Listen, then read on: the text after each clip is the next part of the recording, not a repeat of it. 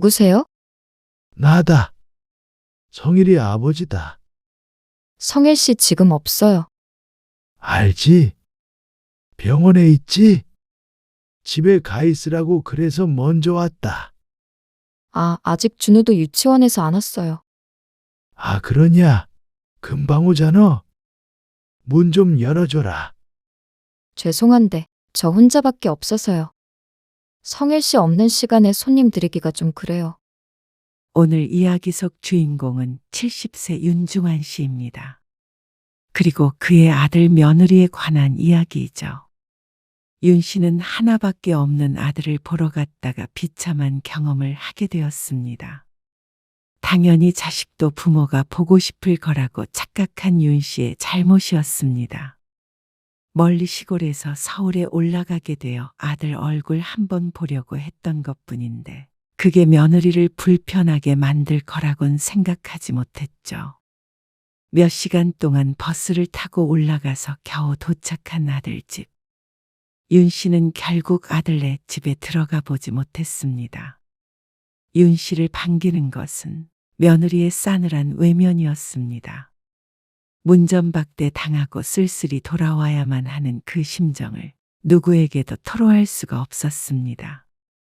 털어놓을 아내는 이미 이 세상 사람이 아니었고 동네 사람들은 다들 잘난 아들 뒀다며 윤 씨를 부러워만 했습니다. 아들이 잘난 건 윤 씨의 자랑이었지만 이제는 그 사실마저도 윤 씨를 쓸쓸하게 했습니다. 자식 공부시켜봐야 소용없다는 생각이 들기도 했다가 그래서 배운 거 없는 부모라고 무시하나 싶기도 했다가 많은 생각이 들었습니다. 결국엔 자식이란 품에서 떠나가면 끝이었습니다. 아무리 내 목숨같이 키웠어도 말이죠. 윤 씨가 사는 곳은 시골 작은 마을이었습니다. 윤 씨는 곳에서 나고 자랐습니다. 산자락 아래 집 몇 채가 모여있는 동네로 해가 지면 고양이 발소리도 들릴 만큼 조용했죠. 동네 사람들은 대부분 농사를 지으며 살았습니다. 많지도 않은 인구였지만 그마저도 절반은 자식이 있는 도시로 떠난 지 오래였습니다. 이곳에서 윤 씨는 밭이 딸린 작은 주택에서 혼자 살고 있었습니다. 아내는 일찍 세상을 떴습니다. 젊어서부터 건강이 좋지 않았는데 결국 윤 씨만 두고 눈을 감았습니다. 그 뒤로 혼자 지낸 지도 20년이 되었습니다. 윤 씨는 이빨이 안 좋으면 서울에 가서 치료를 하면 되는 거 아니야? 뭘 서울까지 가? 그래도 아들 있는데 가서 해야지. 식사를 하며 불편해하자 동네 친구 하나가 혀를 차며 말했습니다. 그리고 이런 얘기를 하는 건 이유가 있었습니다. 윤 씨는 아들이 하나 있었습니다. 자식은 아들뿐이었습니다. 셋 정도는 낳자던 신혼초 약속은 지킬 수가 없었습니다. 당시에 경제적 사정도 있었고 아내가 몸이 좋지 않아 둘째부터는 마음을 접어야 했습니다.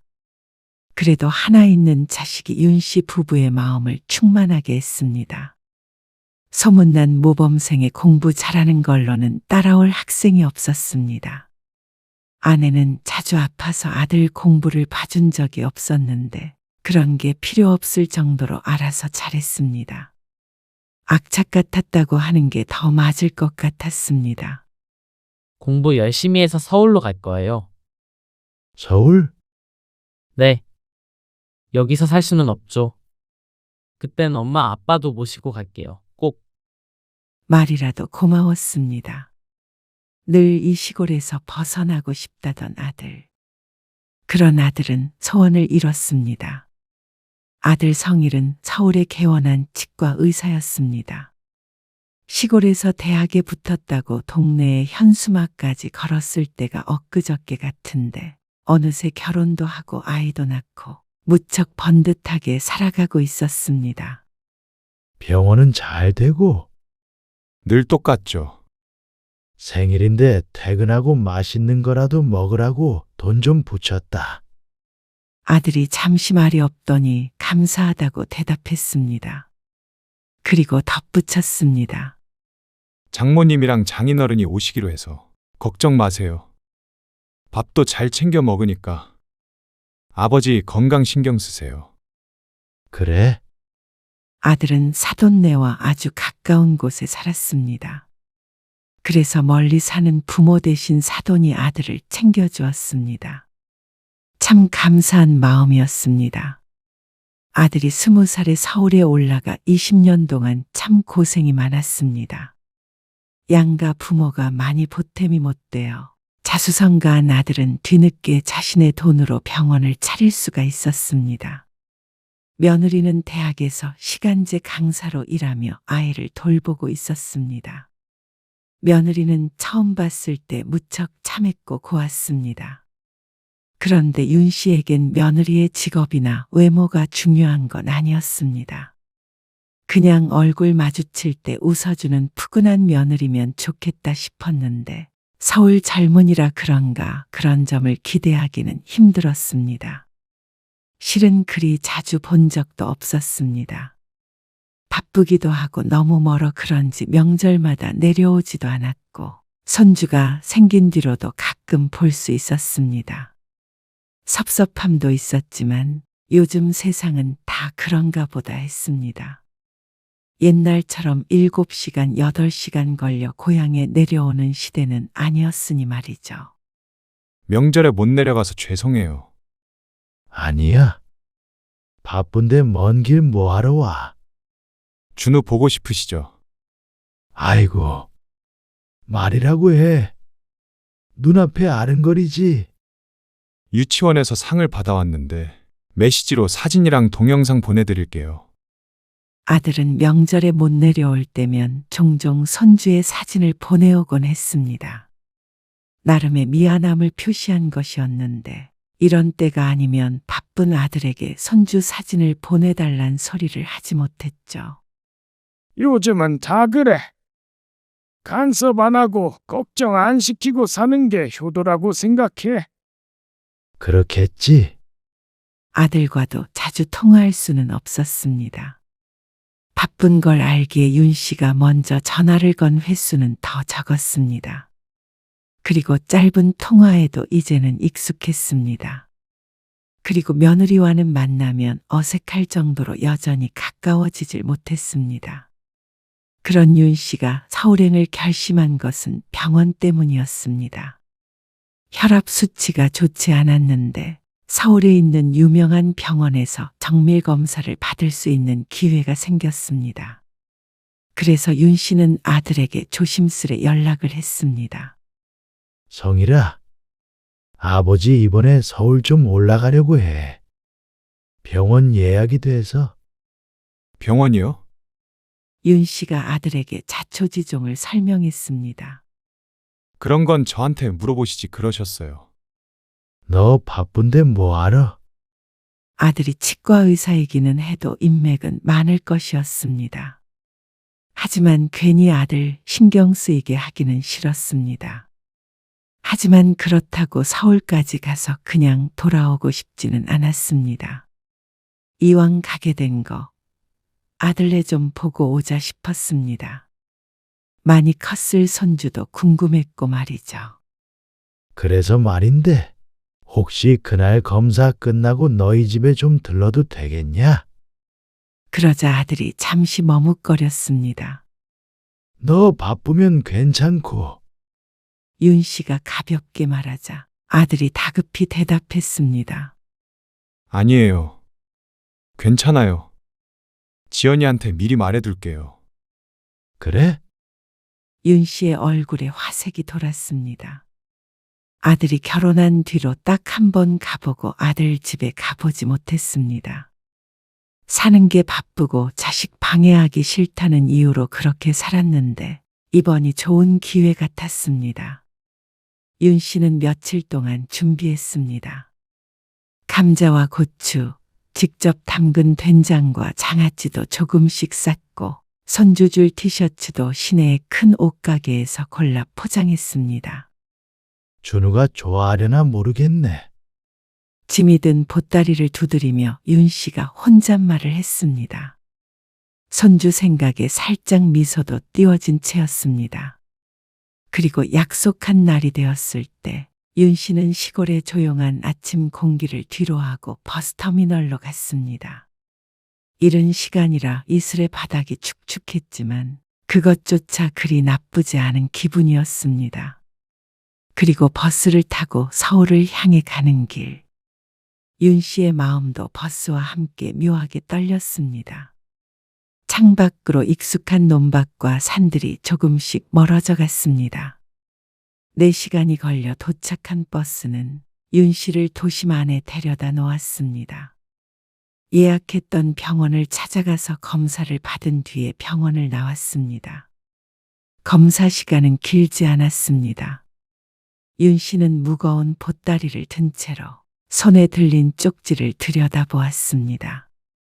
아들이 3년 전에 이사한 집 주소였는데 문자 메시지로 보내준 것을 윤 씨가 옮겨 적어 놓은 것이었습니다. 버스를 타고 가도 20분밖에 안 걸린다고 하는데 제대로 찾아갈 자신이 없었습니다. 그래서 택시를 타고서 쪽지를 내밀며 말했습니다. 기사 양반, 여기로 가주세요. 자식 집에 방문하시나 봐요. 택시기사가 차를 출발시키며 말을 걸었습니다. 아, 예. 우리 아들놈 집입니다. 아이고, 아드님이 좋은 아파트 사시네요. 아, 그래요? 고급 아파트잖아요. 윤 씨는 그런 것은 몰랐지만 아들이 잘 살고 있다는 건 알았습니다. 그래도 잘 나가는 치과 의사이니 좋은 아파트 사는 게 이상한 일이 아니었습니다. 아드님이 무슨 일 하길래 이렇게 좋은 데 살아요? 택시기사는 백미러로 윤 씨를 힐끔 보았습니다. 윤 씨의 초라한 행색을 보고는 아들에 대해 궁금해진 모양이었습니다. 의사예요. 그러자 거울에 비친 눈이 조금 커진 것 같았습니다. 택시기사는 한참 동안 수다를 떨었습니다. 자신의 조카의 누가 의사다 어쩐다 하는데 사실 윤 씨는 창밖을 두리번거리느라 여념이 없었습니다. 아들이 사는 동네를 눈에 담았습니다. 윤 씨의 동네와는 사뭇 다르다는 말로는 표현할 수 없을 정도로 다른 세계였죠. 택시에서 내려 아파트 단지에서 길을 좀 헤맸습니다. 경비원으로 보이는 사람에게 물어물어 도착했는데 1층부터가 문제였습니다. 웬 유리문이 있었는데 비밀번호를 쳐야만 들어갈 수 있는 것 같았습니다. 서울 아파트는 보통 이렇게 입구를 막아두나 싶었습니다. 부자 아파트라고 그러더니 아무래도 보안이 철저한 것 같았죠. 아들에게 전화를 걸었더니 신호음만 갔습니다. 아무래도 한창 진료를 볼 시간인 듯 했습니다. 며느리는 집에 있으니 가 있으라고 했었는데 어떻게 들어가라는 소리는 듣지 못했습니다. 윤 씨는 며느리에게 전화를 걸어보았습니다. 그런데 어째 신호음이 2번 울리더니 전화가 뚝 끊어졌습니다. 다시 한번 전화를 해도 마찬가지였습니다. 아이고, 이걸 어째? 보따리를 든 팔이 끊어질 듯 아파왔습니다. 10분쯤 문 근처를 서성거리고 있는데 때마침 누군가가 건물 안에서 나왔습니다. 잠시만요. 윤 씨는 급한 걸음으로 다가갔습니다. 아이고, 좀 들어갈게요. 감사합니다. 여자는 이상한 눈초리로 윤 씨를 쳐다보았습니다. 민망한 표정으로 건물 안으로 들어온 윤 씨는 엘리베이터를 탔습니다. 숫자 25를 누르는데 어쩐지 설레었습니다. 손주도 집에 있을 텐데 선물을 줄 생각에 들떴죠. 아들의 집 호수가 적힌 현관문 앞에 서서 윤 씨는 옷매무새를 가다듬었습니다. 그리고 천천히 초인종을 눌렀습니다. 띵동 소리가 울렸고 아무 반응도 없었습니다. 윤 씨는 잠시 기다렸다가 다시 한번 초인종을 눌렀습니다. 그래도 아무런 대답이 없었습니다. 초인종이 고장났나 싶어서 문에 난 작은 렌즈에 눈을 갖다 대보기도 하고 초인종에 다른 버튼이 있나 살펴보기도 했습니다. 그리고 세 번째로 초인종을 눌렀을 때서야 문 안에서 인기척이 들렸습니다. 문이 열리나 싶었지만 인터폰 너머로 목소리가 들렸습니다. 누구세요? 며느리였습니다. 나다. 성일이 아버지다. 침묵이 길어졌습니다. 그리고 며느리의 목소리가 다시금 들려왔습니다. 성일 씨 지금 없어요. 알지? 병원에 있지?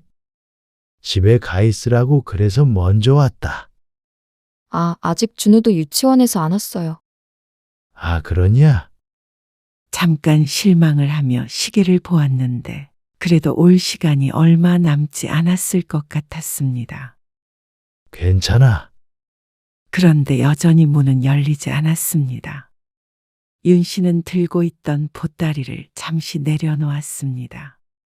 며느리 목소리가 들려서 바로 들어갈 수 있을 줄 알고 계속 들고 있었습니다. 문 좀 열어줘라. 종일 돌아다녔더니 지쳤습니다. 앉아서 시원한 물 한 잔 좀 마시고 싶었습니다. 그런데 며느리의 대답이 윤 씨의 귀를 의심하게 만들었습니다. 죄송한데 저 혼자밖에 없어서요. 성일 씨 없는 시간에 손님 드리기가 좀 그래요. 손님, 아버지인데 뭐가 어떠냐? 내가 먼저 간다고 성일이가 말 안 하든. 말은 했는데요. 이렇게 일찍 오실 줄은 몰랐어요. 병원 검사가 좀 일찍 끝났어. 그래도 약속된 시간에 오셨으면 좋겠어요.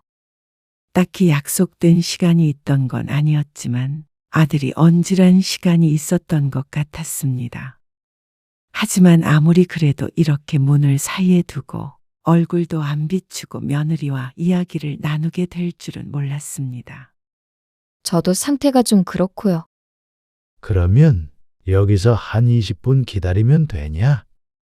그러자 또다시 며느리는 대답이 없고 깊게 내쉬는 숨소리만 들려줬습니다. 여기까지 먼 길 왔다. 병원 갔다가 잠깐 들른 거고, 성일이 오면 밥만 한 끼 먹고 가기로 했어. 자고 갈 것도 아니고. 윤 씨는 변명하듯이 말했습니다. 그리고 보따리를 초인종 위에 카메라에 들어 보이며 말했습니다. 이거 고구마도 좀 가져왔고, 장아찌도 있다. 준우 선물도 있고. 인터폰 화면이 윤 씨에게 보이는 것도 아니었지만 윤 씨는 열심히 말했습니다. 그러나 며느리의 대답은 냉정했습니다. 죄송해요. 아무리 아버님이더라도 이러시는 거 불편해요. 사실 성일 씨한테 아버님 온다는 말도 어제 저녁에 들었거든요. 그래서 화가 나기라도 한 건가 싶었습니다. 아니면 성일 씨 병원으로 가보세요. 근처에서 성일 씨랑 맛있는 거 사드시고요. 그러니까 집에는 오지 말라는 소리인 듯 했습니다. 윤 씨는 당황스러웠습니다. 사이 좋은 사이는 아니었지만 그렇다고 이렇게 문전박대 당할 정도로 원수를 진 사이도 아니었습니다. 그럴 만큼 만난 적도 없고 말이죠. 그런데 시부가 불편하다며 아들에게 가라는 며느리. 너무나도 노골적인 거절이었습니다. 설마 아니 이런 일이 생길 거라고는 상상도 못했죠. 제가 지금 좀 바빠서요. 수업 자료 준비하느라. 그럼 조심히 가세요. 뚝 하고 인터폰 소리가 끊겼습니다. 윤 씨는 그대로 굳은 채 문 앞에 서 있었습니다. 이게 무슨... 상대방에게 닿지 않을 만한 목소리로 혼잣말을 중얼거렸습니다. 들고 있던 보따리가 더욱 무겁게 느껴졌습니다. 고개를 들어 문을 바라봤지만 묵직한 현관문은 끝내 열리지 않았습니다. 윤 씨는 다시 초인종을 누를까 말까 손가락을 들었다 놨다 반복했습니다. 과한 추측일 수도 있지만 어쩐지 며느리가 안에서 숨죽이고 있는 것 같았습니다. 윤 씨의 발소리가 멀어지길 기다리며 말이죠. 그제야 천천히 뒤를 돌았습니다. 아이고, 못 만날 거 알았으면 차라리 택배라도 보낼 걸 그랬다. 윤 씨는 애써 어색한 웃음을 지으며 말했습니다. 아무도 듣는 사람이 없는데 말이죠. 엘리베이터 버튼을 누르려다 말고 윤 씨는 다시 한번 문을 쳐다보았습니다. 혹시나 지금이라도 며느리가 열어주지 않을까. 하지만 그럴 리가 없었습니다. 됐다. 다시는 안 오련다. 아들에게는 따로 전화하지 않았습니다. 어차피 바쁜 때라 연락도 안 될 것이고 뭐라 해야 할지도 몰랐습니다. 며느리 말대로 아들을 찾아가 맛있는 걸 먹을 기분도 아니었습니다. 한시라도 빨리 집으로 돌아가고 싶었습니다. 해가 지고 윤 씨는 마을 정류장에서 내려 천천히 집으로 걸어갔습니다. 보따리는 떠날 때보다 더 무거워진 듯 했고 기력도 없었습니다. 문을 열고 집으로 들어가자 퀴퀴한 흙냄새와 나무 냄새가 섞인 시골집 특유의 공기가 윤 씨를 반겼습니다. 서울 구경 잘했다. 윤 씨는 보따리를 풀어 손주 주려고 샀던 옷을 서랍에 넣었습니다. 나중에 택배를 보내주던가 해야겠다고 생각했습니다. 그리고 잠시 앉아 있다가 다시 몸을 일으켜 서랍에서 옷을 꺼냈습니다. 다 필요 없다. 앞으로는 볼 일도 많이 없을 텐데. 뒤늦게 휴대폰을 보니 아들에게서 전화가 여러 통 와 있었습니다. 하지만 윤 씨는 다시 전화를 걸지 않았습니다. 어쩐지 아들도 괘씸한 기분이었습니다. 전날 간다고 얘기를 전하는 바람에 며느리가 문을 열어주지 않았나 싶었습니다. 하지만 그게 전부는 아니었겠죠. 또 생각이 꼬리를 물려고 하자 윤 씨는 자리에서 일어나 부엌으로 들어갔습니다. 종일 굶었더니 이 와중에 배가 고팠습니다. 그리고 주말이 되었을 때 또다시 걸려온 아들의 전화에 윤 씨가 이번엔 전화를 받았습니다. 아버지, 오늘 좀 내려가도 될까요?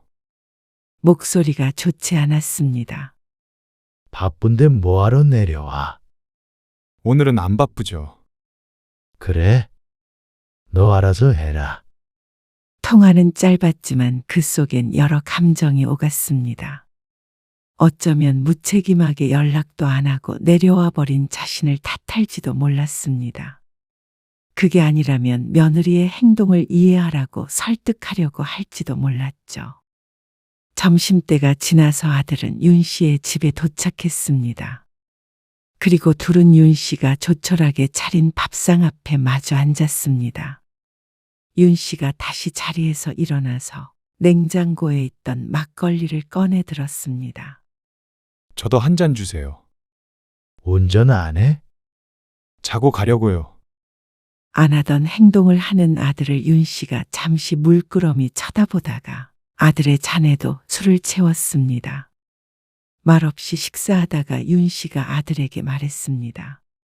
동네 사람이 그러는데 인터넷에 네 사진이 올라와 있다더라. 아, 광고하느라 여기저기 올라가 있을 거예요. 그래서 우리 아들 유명인사 됐다고 얼마나 난리였는지 몰라. 그러자 아들이 쓰게 웃었습니다. 또다시 침묵이 흘렀습니다. 아버진 네가 얼마나 자랑스러운지 모른다. 알아요. 너는 아버지 없는 것 같이 살아도 난 늘 내 아들 보고 싶었어. 아들은 아무 말도 못했습니다. 1년에 한 번도 얼굴을 보는 게 어려웠으니 아들도 달리 할 말이 없었습니다. 성일아, 그날 내가 너무 기대했었나 보다. 너나 준호 얼굴 한번 보려고 감도 말리고 선물도 사고. 윤 씨는 술기운에 눈가를 훔쳤습니다. 괜히 갔던 거지? 그런 말씀 마세요. 제가 죄송해요. 빨리 성공해서 아버지 이 시골에서 떠나게 하고 싶었는데 살다 보니까 어떻게 하다 보니까 저만 잘 살고 있었네요. 아버지 잊고 살아서 죄송해요. 나는 여기 떠나서 살 마음 없어. 너만 거기서 잘 살고 있으면 된다. 그러자 아들이 고개를 숙였습니다. 울고 있는 것인지는 몰라도 소리는 들리지 않지만 어쩐지 어깨가 잘게 떨리는 것 같았습니다. 그리고 다음 날 아침 일찍 아들은 서울로 떠났습니다. 그래도 아들이 아버지 생각해서 먼 길 왔다 갔다는 것에 윤 씨는 마음이 풀렸습니다. 며느리는 며느리이고 자식은 자식이었으니 말이죠. 아들 얼굴 오랜만에 한 번 봤고 같이 술 한 잔도 기울였으니 앞으로 1, 2년은 또 홀로 살아가면 되었습니다. 그러다 보면 다음번에 만나는 날이 또 있겠지 싶었죠. 그런데 그 다음 주 주말에도 아들은 또 내려왔습니다. 웬 공구함과 전기 예초기도 함께 말이죠. 왜 또 왔어? 아버지 텃밭 옆에 풀이 너무 많이 자랐잖아요. 그거 계속 자르려면 이게 요즘 편하다고 하더라고요. 아들은 종일 윤 씨를 쫓아다니며 일을 거들었습니다. 해가 져가자 직접 풀 정리도 했고 말이죠. 준우랑 준우 엄마는 어쩌고? 처가에 갔어요. 걱정 마세요. 참 이상했지만 그러려니 했습니다. 마음이 불편해서 그런가 보다 싶었죠. 그런데 아들은 그 다음 주에도 또 그 다음 주에도 윤 씨를 찾아왔습니다. 아버지, 여기 잔디를 쫙 깔면 좀 보기 좋지 않을까요? 시멘트 칠해진 마당을 보며 아들이 말했습니다. 이마엔 송글송글 땀이 맺혀 있었고 옷은 지저분했습니다. 자꾸 뭘 한다는 거야? 앉아서 쉬라니까. 집을 좀 꾸미면 좋잖아요. 뭐하러 잔디를 깔어? 풀베개 성가시게. 돈도 많이 들어. 제가 깔아드릴게요. 아이고 됐다. 집에 안 가? 준우 엄마가 뭐라고 안 하냐? 뭐라고 하겠어요. 어쩐지 냉소적으로 느껴지는 아들의 대꾸에 걱정스러운 마음이 들었습니다. 그런데 그 다음 주에 아들이 들고 온 서류를 보고는 놀라 까무러칠 것 같았습니다. 이게 뭐야? 읍내에 집이랑 땅 샀어요. 뭐? 왜? 이쪽으로 내려와서 살려고요. 갑자기 그게 무슨 소리야? 성공했으니까 금이환영 해야죠. 너 설마 나 때문이야? 아들은 윤 씨의 말에 고개를 저었습니다. 그냥 앞만 보며 달리다가 잠깐 멈춰보니까 안 보이던 게 보이더라고요. 혹시 준호 엄마랑 문제 있냐? 그러자 아들이 잠시 침묵했습니다. 그런 거 아니에요. 그리고 살던 집은 월세를 줄 건데요. 그건 아버지 통장으로 하려고요. 그게 무슨 말이야? 월세 아버지 통장으로 넣도록 한다고요. 그걸로 편히 지내세요. 생활비 걱정 마시고. 너 왜 그래? 윤 씨는 어리둥절하기도 하고 좀 무섭기도 했습니다. 사람이 어떻게 갑자기 바뀌나 싶었습니다. 이곳에 집을 산 게 아니었다면 어디 멀리 떠나가나 생각했을 것이었습니다. 네가 이곳으로 오고 싶다니까 말리지는 않는데 월세는 나한테 줄 필요 없어. 열심히 일해서 모은 재산인데 그걸 날 주면 어쩌자는 거야. 애도 키워야 하고 돈 들어갈 때가 네가 많지 내가 많냐. 저는 계속 벌잖아요. 한사코마다하는 윤 씨의 말을 아들은 듣지 않았습니다. 이게 어떻게 돌아가는 일인가 얼떨떨했지만 그만큼 부모를 생각해 주는 것 같아서 가슴이 뻐근하기도 했습니다. 그러다 그 다음 주에 아들은 바쁜 일이 있다며 내려오지 못한다고 했습니다. 하루가 멀다 하고 오더니 그것도 빈자리라고 느끼는지 어쩐지 허전했습니다. 그런데 뜻밖의 손님이 찾아왔습니다. 어쩐 일이야? 준우도 아버님 보고 싶어 하고 그래서요. 어린 손주가 며느리의 손을 잡고 오랜만에 왔습니다. 손주를 보니 좋았지만 며느리를 대하기는 무척 걸끄러웠습니다. 손주가 마당에서 놀고 있는 동안 며느리가 조심스레 윤 씨에게 말했습니다. 아버님, 제가 그날은 너무 경황이 없어서 며느리의 목소리가 점점 작아졌습니다. 사과드리고 싶어요. 됐다. 그 덕에 아들 얼굴 실컷 봤으니까. 윤 씨의 말은 담담했고 섞인 감정은 없었습니다. 근데요, 아버님. 실은 그것 때문에 왔어요. 준우 아빠 좀 말려주세요. 말리다니? 뭘? 갑자기 서울 생활 정리하고 내려오겠다잖아요. 들었다. 지금 병원 엄청 잘 되는데 이 시골에서 뭘 하겠어요. 돈벌이도 안 되고 준우 교육 문제도 있고요. 지금 준우 아빠 너무 이상해요. 윤 씨는 며느리의 말을 가만히 듣기만 했습니다. 아버님이 준우 아빠 좀 설득해 주세요. 네? 자주 찾아뵐게요. 너희 가족 문제는 알아서 해라. 네? 아버님, 저한테 서운하신 건 알지만 준우 미래가 달려있는 문제예요. 준호 엄마 너의 미래 때문이 아니고 아버님, 나는 성일이한테 아무 말도 안 한다. 오라고도 오지 말라고도. 결정하는 건 부부가 할 일이지. 며느리는 눈물을 참는 듯 이를 꽉 깨물었습니다. 그러더니 말을 지씹듯 내뱉었습니다. 아버님, 후회하실 거예요. 그 말에는 대답하지 않았습니다. 어떤 후회인지는 몰라도 인생을 순리대로 흘러가게 두어야 오히려 후회가 없는 법이었습니다. 그리고 반년 뒤 아들은 기어이 이사를 했습니다. 손주를 데리고 말이죠. 그리고 둘뿐이었습니다. 며느리는 결국 서울에 남기로 했다고 했습니다. 이혼이라도 하려고 그러냐? 아마 그렇게 될 것 같아요. 준우도 데리고 가라고 하더라고요. 아들은 씁쓸하게 중얼거렸습니다. 윤 씨도 착잡한 마음이었습니다. 어쩌면 내 탓이 아닌가 하는 자책을 해보기도 했습니다. 하지만 아들이 부모 없으면 안 되는 철없는 자식도 아니었고 윤 씨보다도 똑똑한 자식이었습니다. 현명한 결정을 잘 할 것이라고 믿었습니다. 단순히 생각하자 싶었습니다. 윤 씨의 삶은 크게 바뀌지 않았습니다. 다달이 큰 돈이 통장에 들어오지만 시골에서 크게 사치할 것도 없었습니다. 다만 가장 좋아진 것은 매주 손주를 보게 되었다는 것이었습니다. 읍내에 사는 아들은 주말마다 와서 밭일을 돕고 손주와 함께 텃밭을 기르기도 했습니다. 윤 씨는 이 행복이 유지될 때까지 실컷 누리기로 했습니다.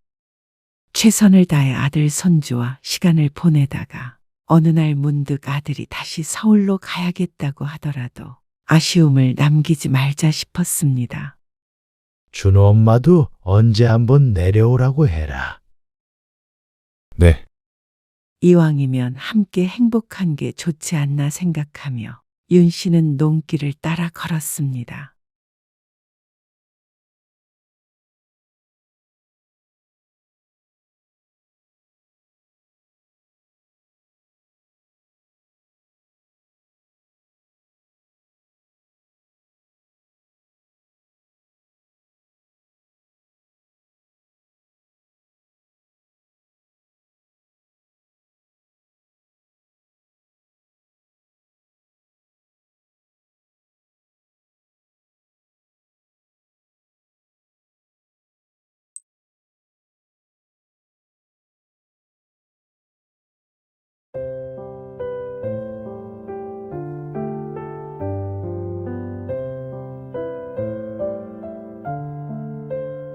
너 그걸 선물이라고 주는 거야? 왜?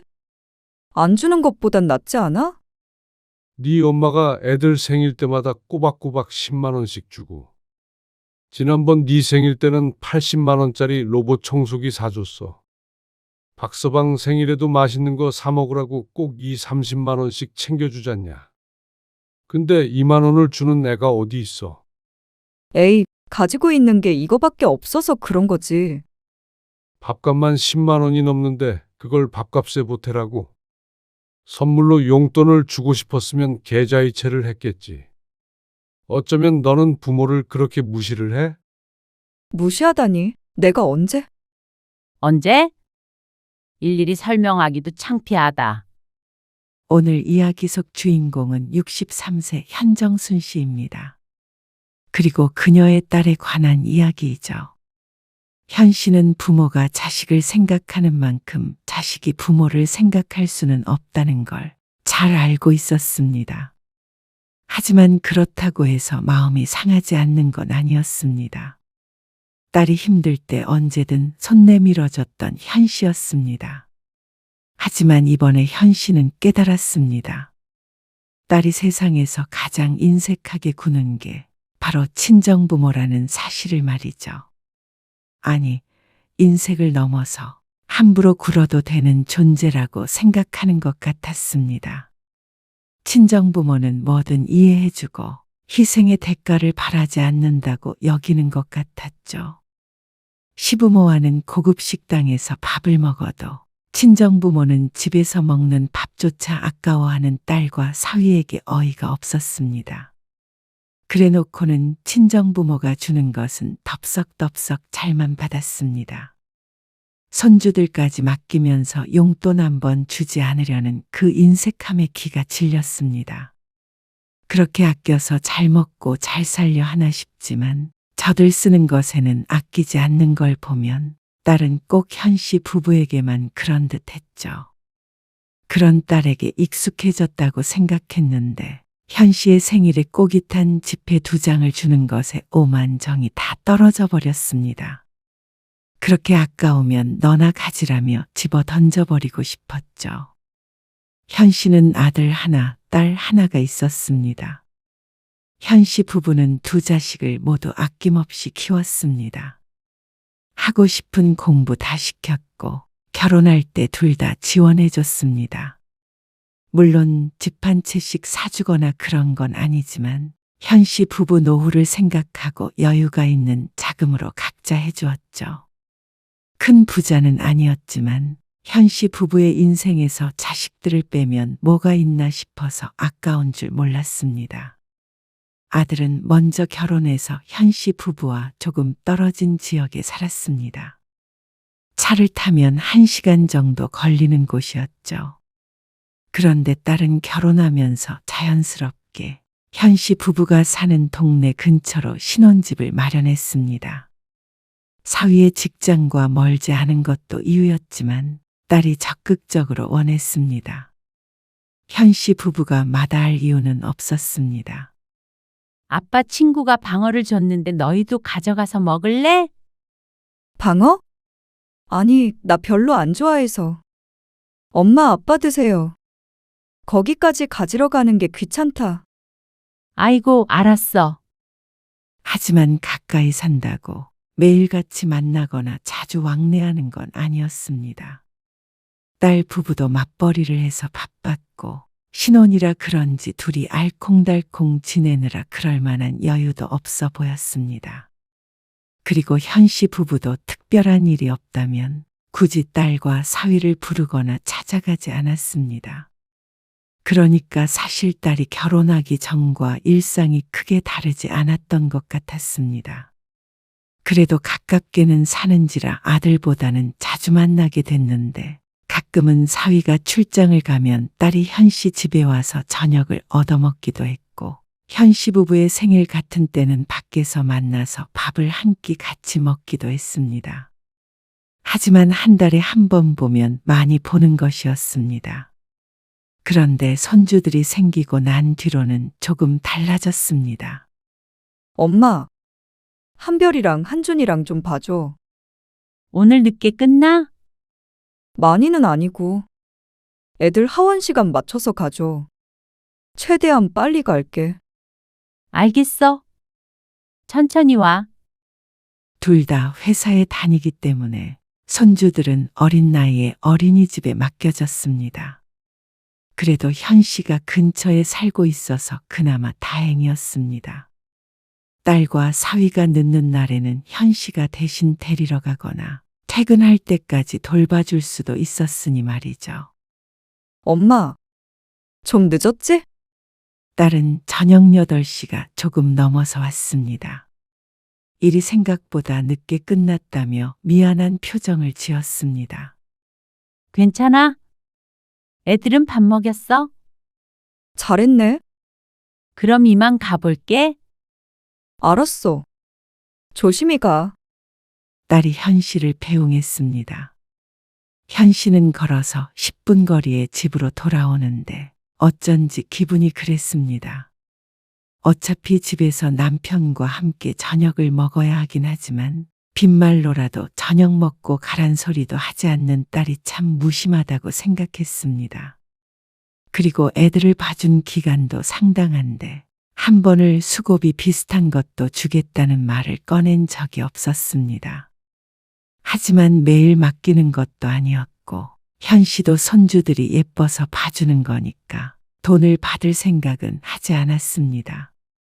그냥 기분의 문제일 뿐이었죠. 그런데 다른 건 다 괜찮았습니다. 맞벌이하며 고생하는 자식에게 돈 몇 푼 받고자 하는 마음도 없었습니다. 그런데 딸이 가정이 생기고 자식들이 생겨서 그런 건지 아니면 원래 그랬는데 현 씨가 몰랐던 것인지 알 수 없지만 딸은 좀 특이했습니다.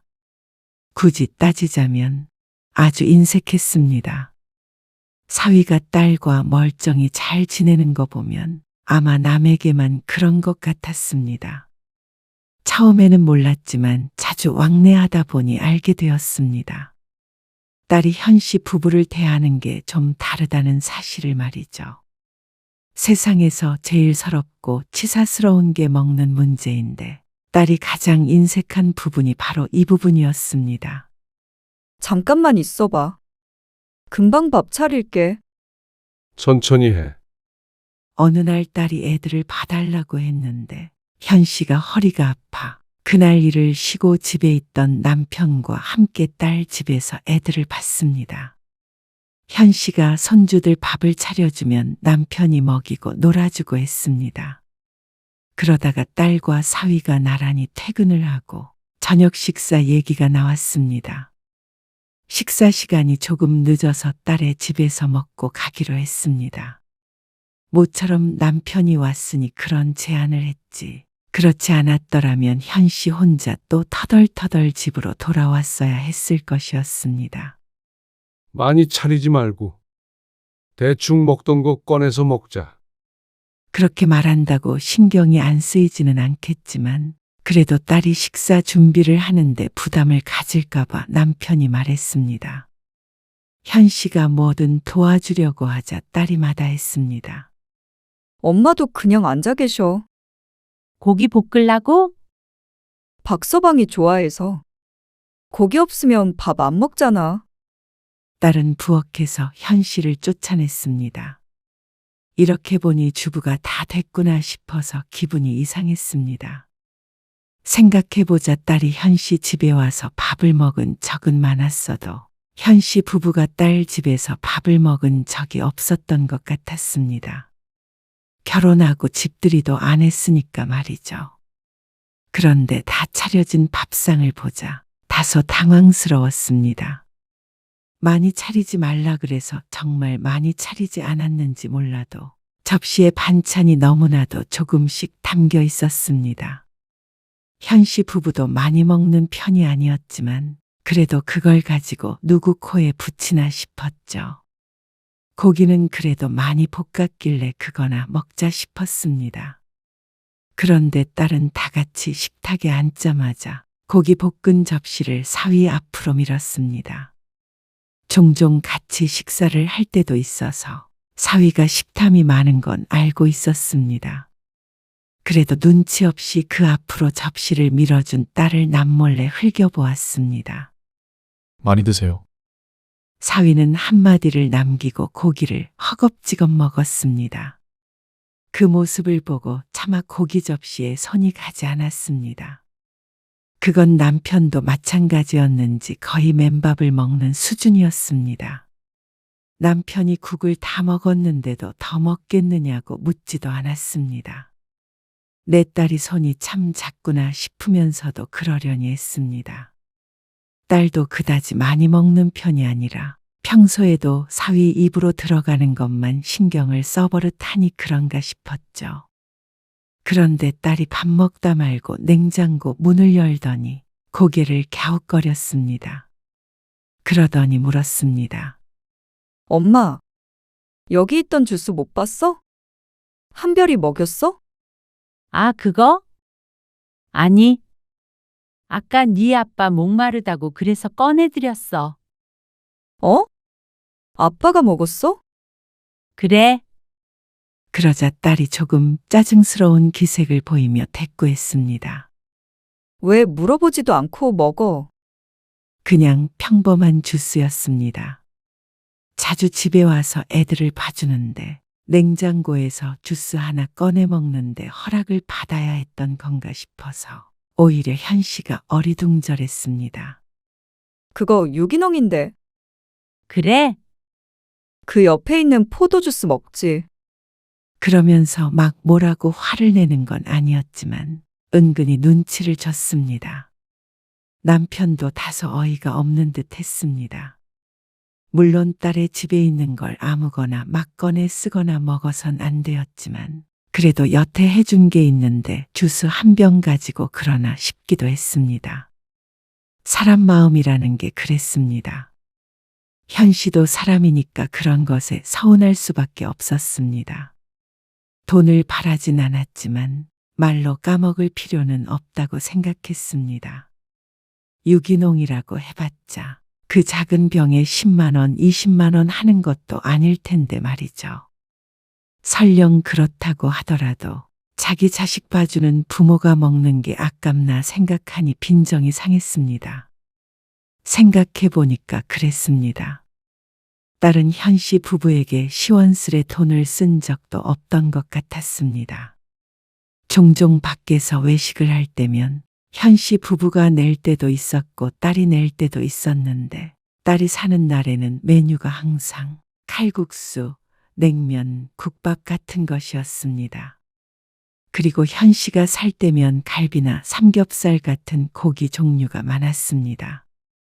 맛집이라며 식당을 찾는 건 늘 딸의 몫이었고 말이죠. 그동안엔 그런 생각을 하지 못했는데 어쩌면 의도된 행동이었나 싶기도 했습니다. 설마 그럴 리가 있어.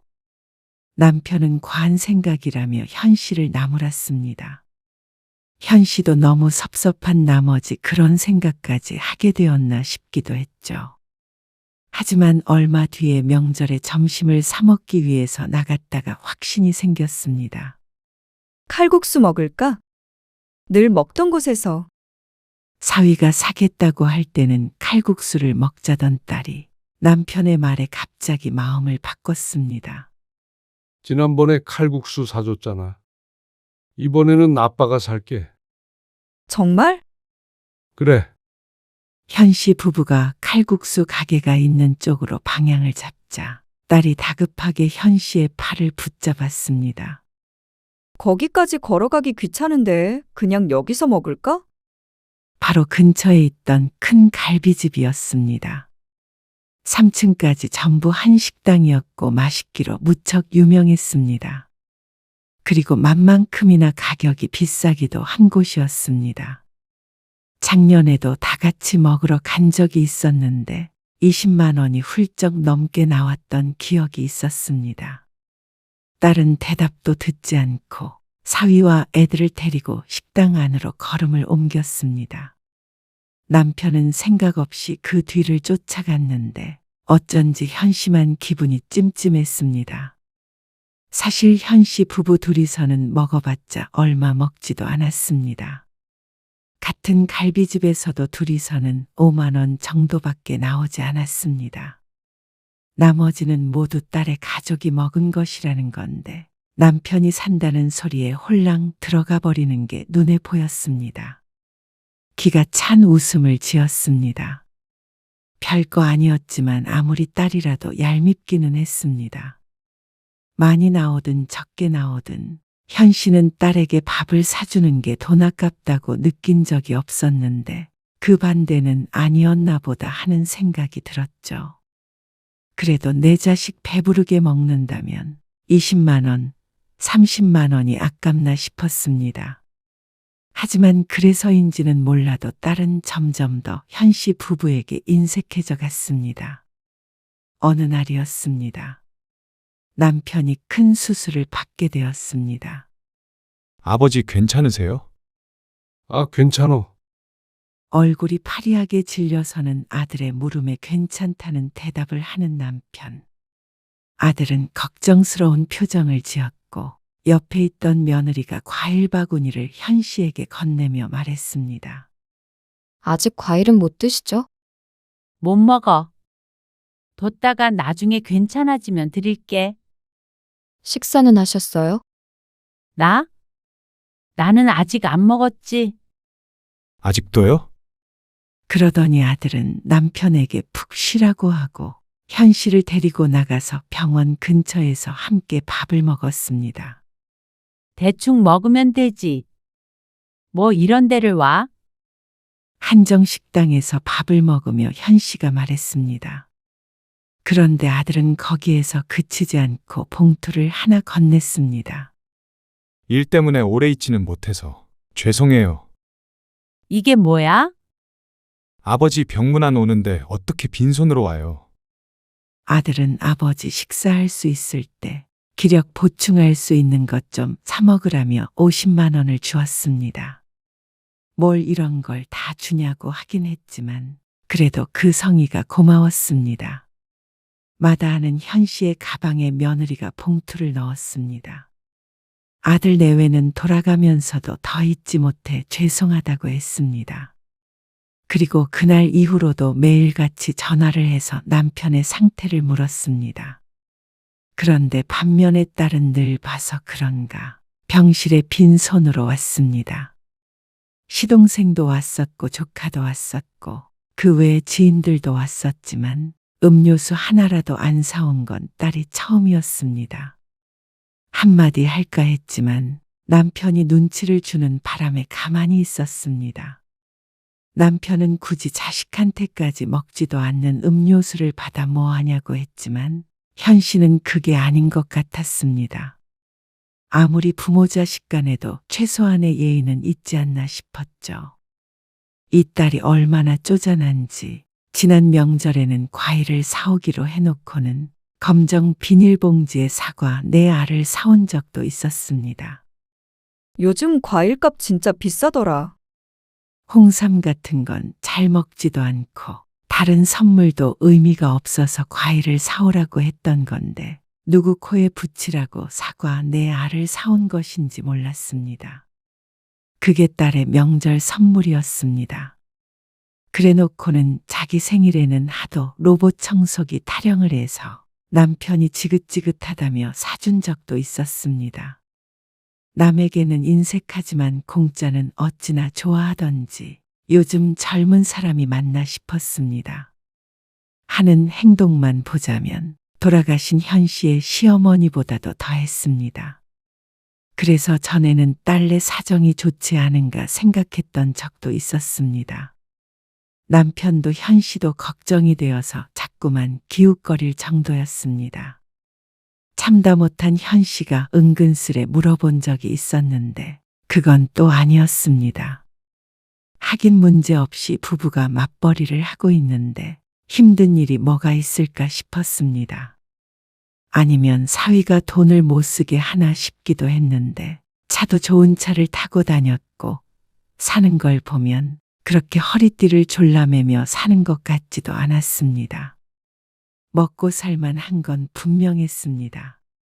가끔 현 씨가 딸에게 불만을 토하면 아껴야 잘 살지 하고 대답하지만 자기만 아낄 것이지 왜 이렇게 남에게 인색한지 몰랐습니다. 그런데 그게 또 남이라 그런 건 아닌 것 같았습니다. 현 씨도 최근에 알게 된 것이었지만 시부모와 함께 여행도 종종 다니는 듯 했습니다. 이번에 어머님 거기 좋아하셨지?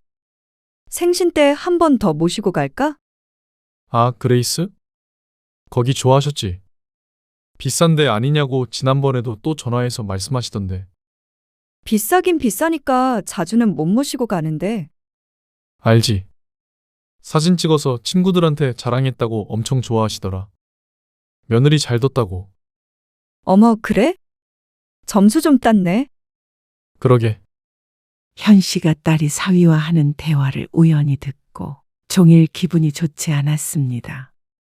시부모를 여기 데리고 갔으면 우리도 꼭 데리고 가야 된다 그런 건 아니었지만 누가 봐도 대우가 다르긴 했습니다.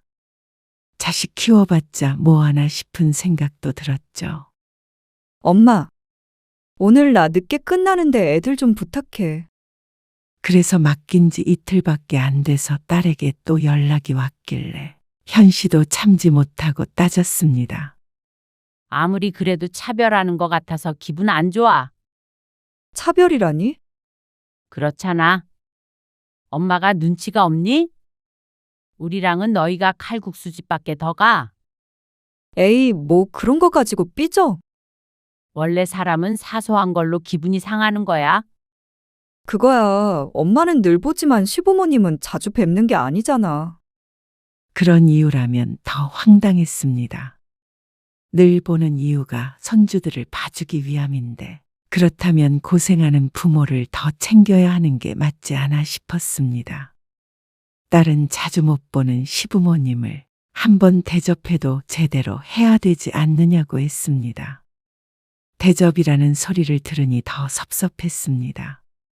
딸 부부에게 대접다운 대접을 받아본 기억이 없었기 때문이었습니다. 에이, 미안해. 섭섭해 할 줄 몰랐지.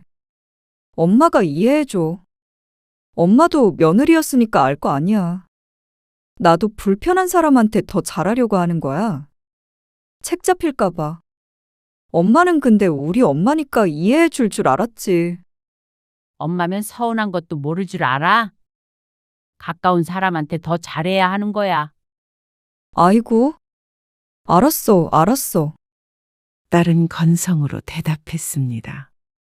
과연 그 말을 지킬지는 의문이었지만 현 씨도 마음속에 차곡차곡 쌓여가는 감정들이 있었습니다. 그동안 딸에게 섭섭한 게 있어도 호구라서 참은 게 아니었습니다. 딸의 말처럼 내 딸이고 내가 친정엄마니까 이해하자 싶어서 참은 거였죠. 하지만 그런 태도가 딸의 행동을 만든 것 같아서 기분은 좋지 않았습니다. 현 씨의 탓도 크기에 더는 딸을 타박하지는 않았습니다. 하지만 가슴 속에 어떤 불씨는 남아 있었죠. 그러다가 현 씨의 생일이 되었습니다. 보통은 따로 보낼 때가 많은데 이번 현 씨의 생일엔 마침 사위가 출장을 갔다며 현 씨의 집에서 저녁을 먹겠다고 했습니다. 우리 집에서? 아빠가 나가서 먹자고 그러는데. 나가서? 애들 때문에 번잡스럽고 귀찮어. 엄마도 생일에 요리하기 싫어. 미역국 아빠가 끓여줬을 거 아니야. 다른 반찬도 해야 하잖아. 아빠가 쏜대? 그게 제일 중요한 듯 했습니다. 딸의 물음에 현 씨도 인상이 찌푸려졌습니다. 아무리 그래도 부모 생일에도 얻어먹으려는 딸이 괘씸했습니다. 엄마 생일인데 네가 사야지. 에이, 나가면 돈만 쓰지. 집에서 해 먹자. 딸의 말에 현 씨가 한숨을 쉬었습니다. 엄마는 요리하기 싫으니까 밖에서 먹어? 귀찮으면 엄마랑 아빠 둘이서 시간 보낼게. 그러자 그건 또 싫은 모양이었습니다. 혼자 집에서 애들 저녁까지 차려주려면 그게 더 귀찮을 것이었습니다. 알았어. 갈게.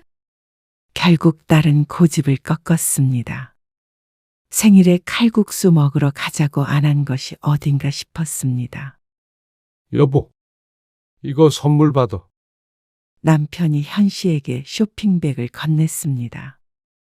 진작에 남편이 선물을 준비한 건 알고 있었습니다. 일주일 전에 사와서 집에다 모셔뒀는데 청소하며 못 봤을 리가 없었고 식당으로 오는 길에도 차 뒷자리에 버젓이 실어놓는 걸 봤습니다. 그래도 좋았습니다. 선물은 언제나 기분 좋았습니다.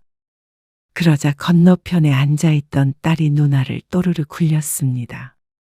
그러더니 숟가락을 식탁 위에 내려놓았습니다. 신나게 먹고 있다가 갑자기 멈추는 것에 의아해서 쳐다보자 딸이 뒤통수를 긁적이며 말했습니다. 어쩌지? 나는 선물 준비 못했는데. 크게 기대한 건 아니었지만 그래도 엄마 생일에도 빈손으로 오나 싶었습니다. 그런데 실망하려던 찰나의 딸이야 하며 무언가 생각났다는 듯이 가방을 집어들었습니다. 아, 빈손은 아니야. 딸이 현 씨의 속마음을 읽기라도 한 듯이 중얼거리며 가방을 뒤졌습니다. 그 말에 조금은 민망해져서 얼굴이 빨개지는 듯했습니다. 내가 이렇게 속물이었나 싶기도 했습니다. 그런데 딸의 가방에서 나온 건 선물도 아니고 봉투도 아니었습니다. 돈 없는 줄 알았는데 어제 편의점 갔다가 남은 거 넣어뒀었거든. 큰일 날 뻔했다. 우리 엄마 삐질 뻔했네. 초록색의 종이 뭉치였습니다. 10,000원짜리 같은데 2번 접혀 있어서 손가락 2개 크기만 했습니다. 꼬깃꼬깃한 돈을 해맑게 내미는 딸 때문에 얼떨결에 받아들었습니다. 그걸 내려다보니 어쩐지 한숨이 나왔습니다. 잠시 정적이 흘렀습니다.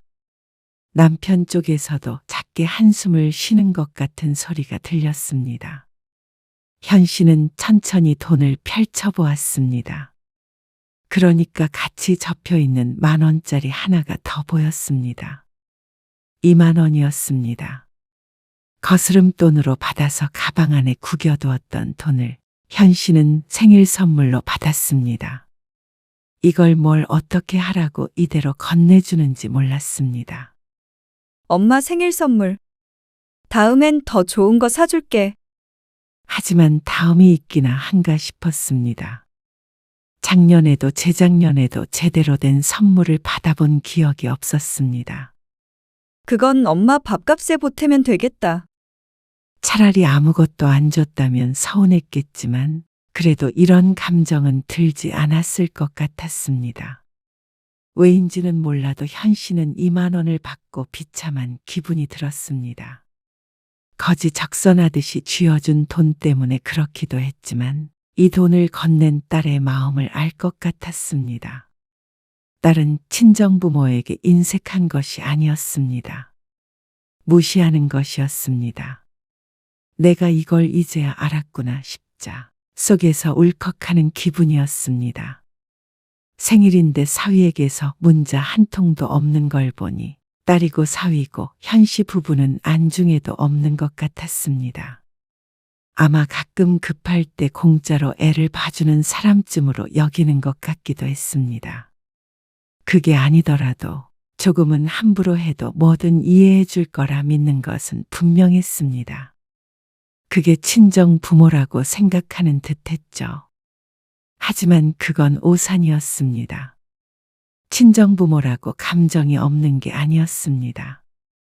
친정 엄마도 딸에게 섭섭하기도 했고 마음을 다치기도 했습니다.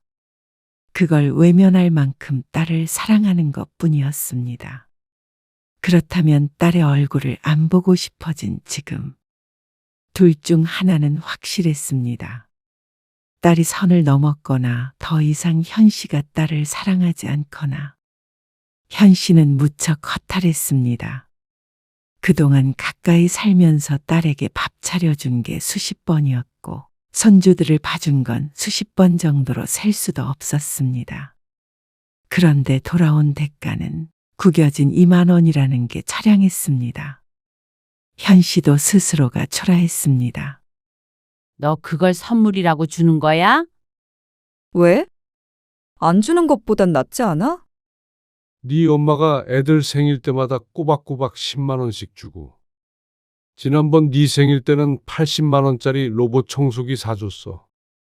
박서방 생일에도 맛있는 거 사 먹으라고 꼭 30만 원씩 챙겨주잖냐. 근데 2만 원을 주는 애가 어디 있어? 에이, 가지고 있는 게 이거밖에 없어서 그런 거지. 밥값만 10만 원이 넘는데 그걸 밥값에 보태라고. 선물로 용돈을 주고 싶었으면 계좌이체를 했겠지. 어쩌면 너는 부모를 그렇게 무시를 해? 무시하다니. 내가 언제? 언제? 일일이 설명하기도 창피하다. 어느샌가 남편도 수저를 내려놓은 상태였습니다. 그리고 남편이 현 씨의 마음을 대변해주고 있었습니다. 돈이 하도 없다니까 여기 밥값은 내고 갈게. 대신 너는 앞으로 엄마 아빠한테 애들 맡길 생각 말어. 어? 갑자기 그게 무슨 소리야? 너는 엄마 아빠한테 끝도 없이 바라고 공짜로 도움받으면서 엄마 아빠한테 주는 건 그렇게 아깝지. 아깝다니. 그런 게 아니잖아. 그리고 거의 매일 보면서 밥도 같이 먹고 하는데 새삼스럽게 왜 그래? 밥 같이 먹는 게 네가 차려준 거야? 엄마가 차린 거지. 너희 집에서 밥 얻어먹기도 싫다? 쥐똥만큼 줘놓고는. 딸은 남편의 말에 얼굴이 벌개져서 당황했습니다. 왜 내 정성을 무시해? 2만 원은 돈도 아니야? 2만 원이 문제가 아니라 네 정성이 문제야. 그걸 정성이라고 할 수나 있냐? 너무한 거 아니야? 그래도 축하해 주려고 온 딸한테. 글쎄, 축하해 주려고 온 건지 공짜밥 얻어먹으려고 온 건지 모르겠다. 아빠, 너도 이제는 애들도 맡기지 말고 엄마한테 밥 해달라고도 하지 마. 나도 치사해서 안 해. 딸은 화를 냈습니다. 현 씨는 기가 찼습니다. 자기만 삐질 줄 아는 모양이었습니다. 네 아빠 말이 다 맞아. 애 맡기려거든 맛있는 거 사 먹인 시부모한테 맡겨. 나도 이제 공짜 노동 못 하겠으니까. 자기 손주 보는 게 무슨 공짜 노동이야? 됐다. 여기서 이렇게 말씨름할 거 없어. 이만 일어날 테니까 마저 먹으려면 먹어라. 현 씨는 남편과 함께 식당을 나왔습니다. 딸은 화가 나서 그런 건지 정말로 식사를 마치고 오려는 건지 나오질 않았습니다. 그리고 그날 밤에 딸에게서 장문의 메시지가 왔습니다. 자신이 얼마나 서운했고 모멸감을 느꼈는지에 대한 내용이었는데 작가를 해도 되겠다 싶을 정도의 길이었습니다. 현 씨는 답장을 보냈습니다. 그러니까 주지도 받지도 말자. 그러면 간단한 문제였습니다. 애초에 서로 섭섭한 일을 만들지 않으면 됐습니다. 현 씨도 현 씨 부부가 희생하고 있다고 생각하니 딸의 행동이 기대에 못 미쳐 서운한 것일 테고 딸도 자꾸만 부모에게 바라니까 서로 불행할 수밖에 없었습니다. 그러면 애초에 거리를 지키면 될 일이었습니다. 현 씨는 딸과 거리를 아주 멀리 벌리기로 했습니다. 가까이 사는 것이야 쉽게 이사를 갈 수 없는 문제이기 때문에 어쩔 수 없다 치더라도 딸과의 심리적 거리는 충분히 벌릴 수 있었습니다. 그 뒤로 현 씨 부부는 딸과 만나지 않았습니다. 손주를 맡기려고 하는 연락은 답을 하지 않았고 명절에도 집으로 부르지 않았습니다. 그렇게 2~3달 지나자 안달난 건 딸이었습니다. 당연히 불편한 게 많을 것이었습니다. 당장 야근만 하더라도 애를 맡길 데가 없으니 사람을 쓰고 있는지도 몰랐습니다. 어쩌면 자신들이 얼마나 편하게 애를 키웠는지 깨달았을 수도 있었죠. 하지만 현 씨는 딸이 정신을 차렸어도 앞으로는 육아를 대신해 줄 생각이 없었습니다. 그래봤자 자식은 알아주지 않았습니다. 부모의 희생은 희생으로 끝나는 법이 많았습니다. 그러니 그 시간에 차라리 남편과 함께 놀러라도 한 번 더 가는 게 나을 것 같았습니다. 70, 80이 되면 가고 싶어도 못 가는 때가 올 수도 있으니 말이죠. 그러니 평화롭고 좋았습니다. 하루의 시간이 이렇게 맞나 싶었고 딸과 감정 싸움 할 일이 없어서 마음이 편했습니다. 남편과는 어째 사이가 더 좋아진 것 같았습니다. 진작에 이렇게 사랑해야 했었는데 자식과의 거리가 너무 가까운 탓에 이를 그르쳤습니다. 하지만 이제라도 정신을 차리고 살자 다짐했습니다. 남은 인생이 기니까 말이죠.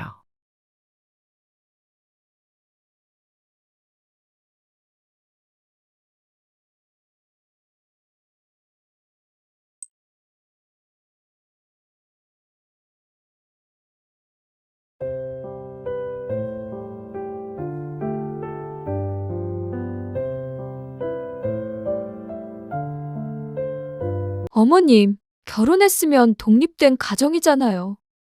이만 아들 좀 놓아주세요. 놓아달라니? 넌 내가 왜 그렇게 매정하냐? 자식이 부모를 외면해야 네 속이 풀리겠냐? 부모 외면하는 남자가 마누라한테 잘할 거라고 생각하니? 내 아들 인성 바르게 키워준 걸 고맙게 생각하지는 못할 망정. 어떻게 부모 자식 사이를 갈라나? 맘 곱게 써라. 같이 오지는 못할 망정. 남편 혼자 보내면서 놓아주라 마라 해. 어머님, 용석 씨도 할 만큼 했어요. 저도 참을 만큼 참았고요. 뭐? 참아? 어머님 몸 안 좋으셔서 저 산부인과도 혼자 다녔고요. 결혼하고 내내 일주일에 절반은 밥 혼자 먹었어요. 남편 얼굴도 까먹을 지경이에요. 너라면 친정엄마가 아픈데 안 들여다볼래? 저라면 가정을 내팽개치지는 않아요. 제발 자식이 부모 보고 싶을 때 보러 갈 수 있게 해주세요. 그렇게 시도 때도 없이 부르시면 자식도 힘들어요. 너 도저히 안 되겠다. 그러니까 네 말은 내가 네 남편 부르는 게 눈꼴실이다는 거잖냐.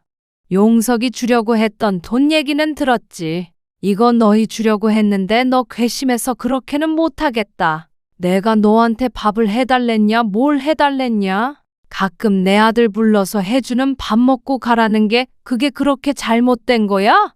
오늘 이야기 속 주인공은 65세 문복자 씨입니다. 그리고 그녀의 아들과 며느리에 관한 이야기이죠. 문 씨는 큰아들을 결혼시킴과 동시에 자식을 잃은 기분이었습니다. 남편을 먼저 보내고 슬픔에 빠져 있는 친모를 버리고 며느리의 품으로 가버린 것 같았습니다. 문 씨가 많은 걸 바란 건 아니었습니다.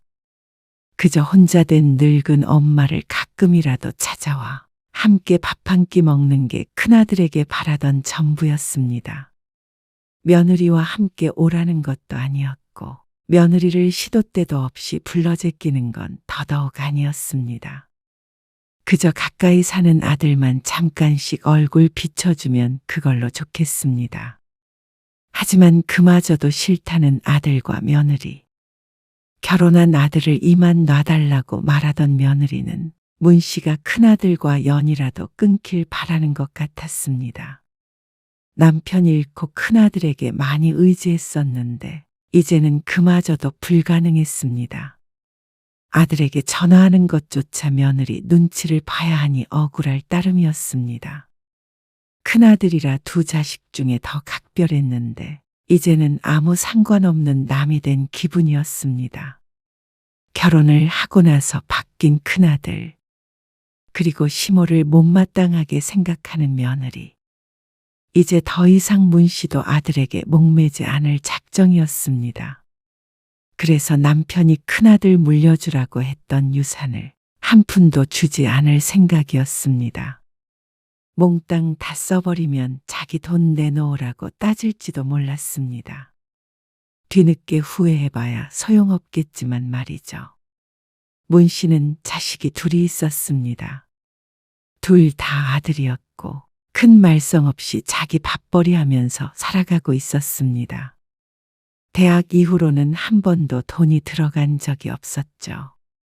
그리고 문 씨의 남편은 몇 년 전에 세상을 떠났습니다. 둘째 아들이 큰아들보다 먼저 결혼했는데 결혼식 1년이 채 안 되어서 눈을 감았죠. 뭐가 급하다고 큰아들 결혼하는 것도 안 보고 가버렸는지 참 무정했습니다. 아직 식사 안 하셨어요? 입맛 없어. 그냥 바카스나 한 잔 마시고 잘난다. 그래도 식사 제대로 하셔야죠. 뭐가 넘어가야 먹지. 문 씨의 대꾸에 전화 너머로 큰아들의 한숨 소리가 작게 들리는 듯 했습니다. 문 씨는 남편이 죽고 난 뒤로 어쩐지 정신없는 시간들을 보냈습니다. 멍하게 있는 때가 많았고 가슴이 답답하거나 울컥할 때도 있었습니다. 남편이 보고 싶어서 그러느냐고 묻는다면 쉽사리 고개를 끄덕일 수는 없었습니다. 왜냐면 남편과는 살아생전 사이가 좋았던 적이 드물었으니 말이죠. 젊었을 때는 이혼 아내 만회도 많이 했고 50대엔 남편이 젊은 여자와 바람까지 나는 바람에 잠깐 별거를 했던 적도 있었습니다. 당시엔 남편이 도대체 언제 죽을까 하는 생각을 했던 적도 있으니 얼마나 애틋하지 않은 사이였는지 두말하면 입 아팠죠. 그런데 막상 네 아빠 가니까 왜 이렇게 헛헛하냐. 남편의 죽음에 우울할 만큼 사랑한 것은 아니었지만 미운 정도 정이라고 기분이 이상했습니다. 그리고 이런저런 생각이 많이 드는 것 같았습니다. 나의 죽음에 대해서도 생각하게 되고 인생의 덧없음을 떠올리면 한없이 기분이 가라앉았습니다. 이유가 무엇이건 간에 남편의 죽음은 문 씨에게 크나큰 영향을 끼쳤습니다. 오죽 상태가 안 좋았으면 큰아들이 결혼을 반년을 미루었을까요? 남편이 아파서 누워있을 때는 전혀 예상하지 못했습니다. 떠난 뒤에야 그 빈자리를 실감했죠. 저 이만 가볼게요. 시간도 늦었는데 자고 가지 그래. 내일 바로 출근하면 되잖냐. 지난번에 두고 간 양복도 다려놨어. 아니요. 식사만 하러 온 거예요. 약속도 있고요. 저녁 8시. 퇴근 후에 곧장 문 씨의 집으로 와서 함께 저녁을 먹은 아들이 자리에서 일어났습니다. 자고 갈 만도 한데 이 뒤에 갈 데가 있다고 했습니다. 주란이 만나러 가? 네. 지금 기다리고 있어요. 아들의 말에 문 씨는 속으로 한숨을 삼켰습니다. 결혼을 앞둔 예비 며느리와 이 시간에 약속이 있다는 게 조금 걱정이 됐습니다. 다음 날 출근을 해야 하는데 말이죠. 그래. 운전 조심히 하고. 문 씨는 속마음을 숨긴 채로 아들에게 웃어 보였습니다. 아들은 연신 시계를 힐끔거리며 다급하게 집 밖을 나섰습니다. 그리고 다시 조용해진 집. 혼자 남은 문 씨는 느릿하게 아들과 함께 식사했던 식탁을 정리했습니다. 이마저도 다 치워버리면 또다시 혼자 된 기분을 느껴야 할 것 같았습니다. 문 씨의 큰아들은 대학생 때부터 기숙사에 살았고 졸업해서도 방을 따로 얻어서 살았는데 문 씨의 집과는 20분밖에 떨어지지 않은 곳이었습니다. 작은 아들이 결혼하며 2시간 거리로 이사를 갔기에 문 씨는 큰아들과 상대적으로 자주 보게 되었습니다. 남편이 죽은 뒤로는 큰아들이 문 씨에게 더욱 신경을 쓰기도 했고 말이죠. 큰아들을 결혼을 한 달 앞두고 있었습니다.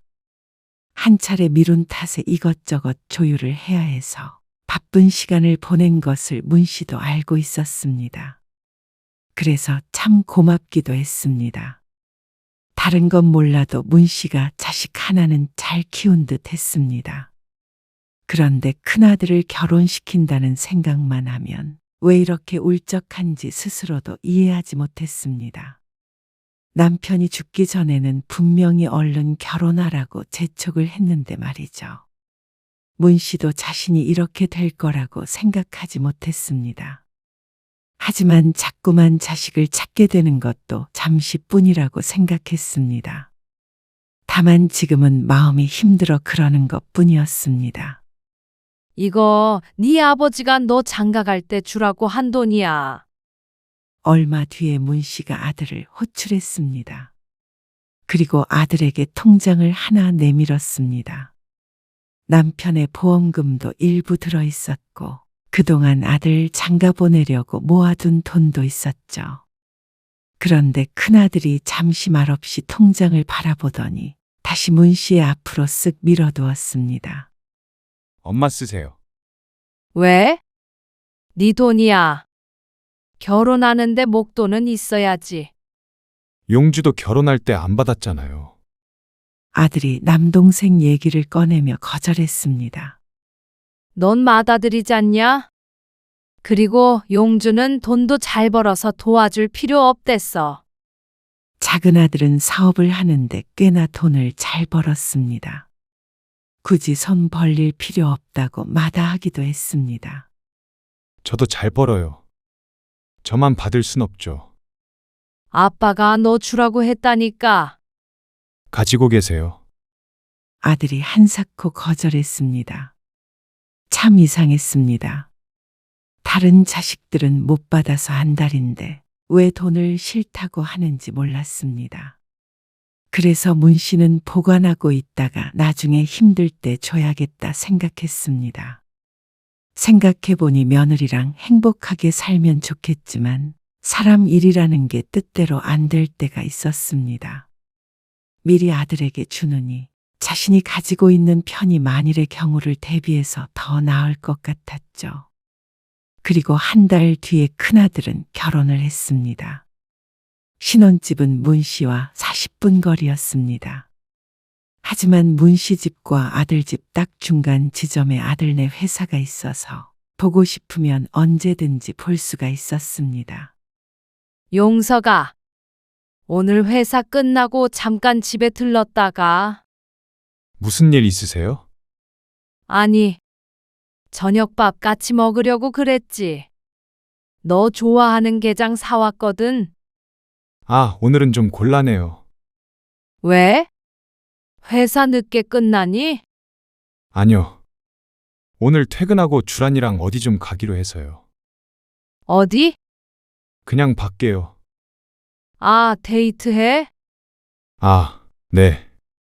아들의 대답에 문 씨가 잠시 말을 멈췄습니다. 그러고는 작은 목소리로 대꾸했습니다. 그래, 알았다. 혼자 먹어야지 뭐. 친구분이라도 불러서 같이 드시죠. 친구? 다 영감 밥 차려줘야지 나랑 저녁을 먹니? 우울하게 중얼거리는 문 씨의 말에 아들은 대답이 없었습니다. 아니야. 신경 쓰지 말어. 그냥 오늘따라 혼자 밥 먹기가 싫어서 전화해봤어. 네 아빠도 생각나고. 아무튼간 데이트 잘하고 다음에 통화하자. 문 씨의 입에서는 신락 같은 한숨 한 줄기가 흘러나왔습니다. 아들이 그 소리를 들었는지 안 들었는지 모르지만 이내 아들이 말했습니다. 아니에요. 갈게요. 온다고. 네. 퇴근하고 갈게요. 주란이 만난다며? 같이 오게. 아니요.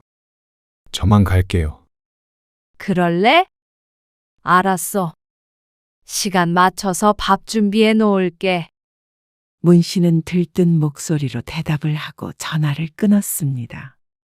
아들 좋아하는 반찬 한두 가지 더 만들어 놓자 싶어서 냉장고를 여는데 문 씨도 모르게 콧노래가 흘러나왔습니다. 7시가 좀 안 되었을 때 아들이 문 씨의 집으로 퇴근을 했습니다. 아이고, 고생했다. 많이 배고프지? 뭘 이렇게 많이 준비하셨어요? 간단하게 먹으면 되는데. 너 온다길래 오랜만에 했지. 너 없으면 나도 김치 한 가지만 놓고 밥 먹지. 김치만요. 그래. 아이고, 어서 앉아. 문 씨는 큰아들이 밥 먹는 모습을 보기만 해도 절로 배가 부른 기분이었습니다.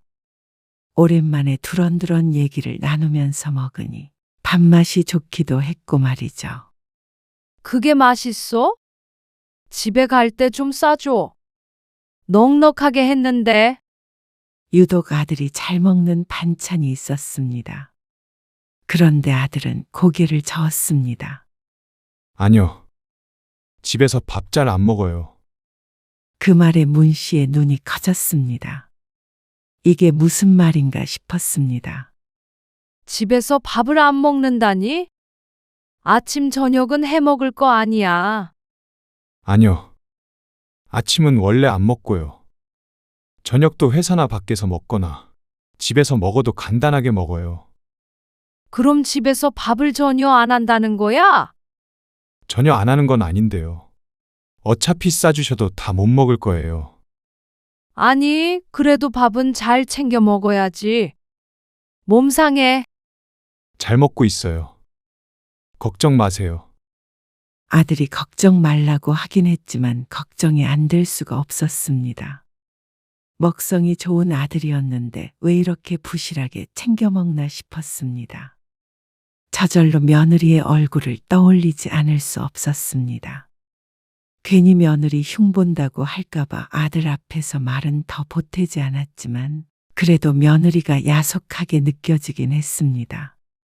다른 건 안 바라도 밥만은 잘 챙겨줬으면 했습니다. 물론 쉽사리 그런 얘기를 꺼낼 수 있지도 않았지만 말이죠. 요즘 젊은 애들이 누가 밥을 해 먹어? 아니, 반찬도 내가 다 해준다고 해도 싫다고 그러잖아. 반찬을 뭐하러 해줘? 번거롭기만 하고 다 버리지. 버린다고. 그런 얘기도 못 들어봤어? 시엄마가 반찬 해주면 며느리들이 집에 가는 길에 버린다잖아. 설마? 아까운 걸 왜 버려? 집에서 밥도 안 해 먹는데 반찬이 뭐가 아깝겠어. 아니, 그래도 사람이 집밥을 먹어야 건강하지. 누가 요즘 건강 신경 쓰나? 편한 것만 좋아서 죄다 시켜 먹고 그러지. 문 씨의 친구가 혀를 차며 대수롭지 않게 말했습니다. 그 말에 문 씨는 심각한 표정이 되었습니다. 그러다가 얼마 뒤에 문 씨가 또 아들에게 전화를 걸었습니다. 아무래도 가끔 아들을 불러서 퇴근길에 저녁밥을 먹이기라도 해야 할 것 같았습니다. 안 그러면 마누라한테 밥도 못 얻어먹고 다니는 아들이 불쌍해서 안 될 것 같았습니다. 그런데 아들이 그런 문 씨의 마음은 몰라주고 거절을 했습니다. 주란이랑 집에서 먹을게요. 집에서 밥도 안 해 먹는다며. 주란이가 오늘 족발 먹고 싶대서요. 족발도 집에서 해 먹지도 않을 거 아니냐. 족발을 누가 집에서 해 먹어요. 그럴 바에야 퇴근길에 잠깐 들려서 먹고 가면 되잖냐. 들렸다가 다시 집에 가려면 40분 걸려요. 회사와는 가까워도 아들 집과는 반대 방향이니 오래 걸리긴 할 것이었습니다. 하지만 족발 시켜 먹고 치킨 시켜 먹고 하는 아들이 마음에 걸렸습니다. 잠깐 들렸다가. 엄마, 신혼인데. 그래도 밥은 집에서 같이 먹어야죠. 3일 전에 들렸잖아요. 아들의 대꾸에 말문이 막혔습니다. 아들이 3일 전에 왔던 건 맞았지만 한 번 더 와서 밥 한 끼 먹는다고 어디가 어떻게 되나 싶었습니다. 매일도 아니고 일주일에 2번 정도는 올 수 있는 거 아닌가 하는 생각에 문 씨도 모르게 입이 튀어나왔습니다. 그래. 알았다. 다소 차갑게 전화를 끊고 나니 어쩐지 후회가 됐습니다. 아들의 말대로 신혼인데 너무 문 씨 생각만 했나 싶었습니다.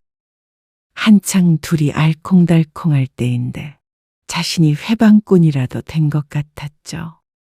머리로는 그렇게 이해는 갔지만 마음은 그래도 허전하긴 했습니다. 이제는 큰아들마저 오지 않으면 문 씨는 누구와 함께 밥을 먹고 누구와 함께 이야기를 나눠야 하나 싶었죠. 작은 아들도 자주 전화를 하긴 하지만 집이 멀어 명절에나 겨우 봤습니다. 문 씨는 문득 외로워졌습니다.